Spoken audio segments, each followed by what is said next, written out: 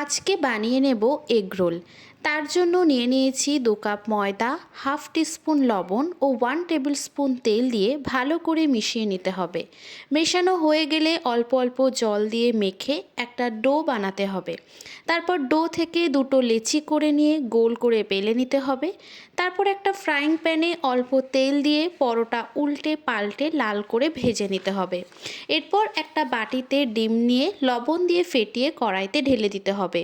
তার উপরে পরোটা বসিয়ে উল্টে পাল্টে ভেজে নিয়ে তার মধ্যে শসা কুচি, পেঁয়াজ কুচি, লঙ্কা কুচি, বাদাম ভাজা ও টমেটো সস দিয়ে ভালো করে রোল করে নিলেই তৈরি হয়ে যাবে এগ রোল। আপনারাও বাড়িতে অবশ্যই ট্রাই করবেন এবং কেমন লাগলো কমেন্ট করে জানাবেন।